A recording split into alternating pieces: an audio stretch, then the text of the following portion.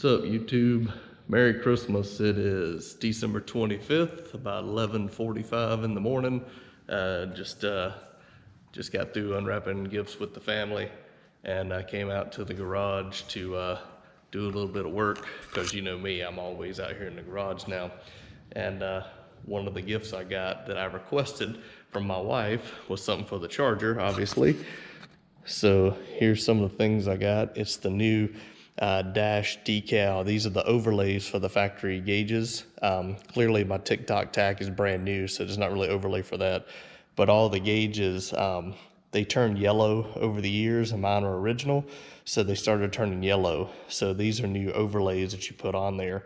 So I'm gonna put these on. This is for the speedometer, and then this is the actual lens that goes over. Mine's kind of yellow and kind of grungy, so this is a brand new one that's going to go over and just make it that much nicer and neater. So it's going to make the whole cluster look like brand new on the charger.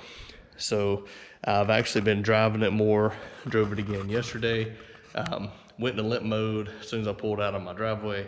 I had to put it in neutral and pull it back to drive, and then it went and got gas, topped it off, and then from there on it shifted fine.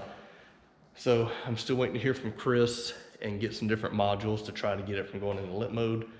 And one thing I'm doing now, I'm trying to adjust the suspension. If you notice, the front sits higher than the back. It's because this engine is actually lighter than the 318. It's got aluminum heads and all on it. And I've also got the battery in the back. So now what I have to do is let the suspension settle some and lower the torsion bars down some more in the front. I also noticed that the alignment's really off with the new suspension components I put on it and the new steering gear. Not only is the handle really fast now, really responsive, but the way the alignment is off now, when I go around a curve, you can hear this tire going, it sounds like I'm doing 100 miles an hour in a 35-mile-an-hour curve. And it's just simply because the way the alignment is on this tire, it's just riding on the outer edge. So part of it is, once I get the ride height where I want it, get lowered down, I'll go back to see my buddy Cody Blaylock over in Holly Springs, and he'll adjust the alignment again, and then we'll have all that dialed in. But what I wanted to show you as well, spent the last couple of days, put my neon lights back in my garage. I had these in here when I first built the garage, but I took them out because I had to do my sheetrock and I had to get the insulation sprayed in here. But this is what it looks like with my neon rope light. And this is something you get off of Amazon. It's pretty easy to get. You get it in different lengths. Of course, the longest length they had wouldn't quite go around the whole perimeter. So I actually have two different lengths. They start over here. The shorter length goes to here and stops. The longer length starts here, goes all the way around, and then stops right there. And the way I have it, I have the sheetrock where it transitions up. I want it right at the very top of the sheetrock, and then it goes up and over where the sheetrock goes. This side, there's no sheetrock. I haven't finished it yet. I gotta finish the transition, and it's gonna actually hide where the wires come down to the power. But on this side, I'm probably not gonna finish that in sheetrock. I'm probably just gonna paint this. I'm gonna paint the actual ceiling black, and then I'm gonna paint the walls, probably a two-tone, probably a light silver and a dark gray, and maybe a stripe around the wall or something. I haven't quite figured that out yet.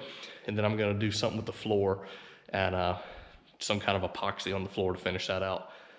But that's just little stuff. I did so much just building the garage this year and getting the car set up, building the charger this year, just little fine things now to finish that out. I've got to finish the gauge overlay like I talked about, and that'll be done. The interior will be pretty close. I'd like to get the rear seats match the front in some kind of dark charcoal, and get the interior panels changed over to dark charcoal and the headliner and all that. And then I've got to get the exhaust for it. Pretty much this car will be done at that point. And then I've got to get a transmission in the black TTSaleen. I want to race it next year and see how deep in the fives that car will go, because it went a 580 break-in transmission. So I feel like that car should be a low 5-second car in the 8 at 3,800 pounds, which would be pretty phenomenal for what that car is. And I've not raced the Mach 1 yet. I'd like to take the Mach 1 out with the new built engine and the 6-speed manual, and see if I can get it at least it should go at least a low 10, but maybe a high 9 out of that car with that little 2.3 blower on it.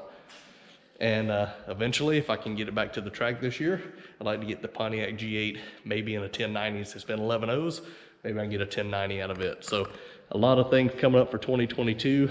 A lot of new content hopefully coming for the channel, from racing a stick shift car to the twin turbo car to getting the Charger completely squared away, to getting the Pontiac back to the track, and just doing some different things around here, just some cool stuff. So stay tuned. We'll do some more tech stuff here. I'll do a video here on putting the gauge assembly all together. And just want to tell you Merry Christmas. Thanks for hanging with me this year. Be sure to stick around, comment, like, and sub. Hopefully you like the stuff I'm putting out. I try to give you a little bit of everything from, again, neon lights in the garage to old muscle cars to newer muscle cars to Mustangs, turbos, superchargers, Hemis, you know. But thanks again for your support. Appreciate it.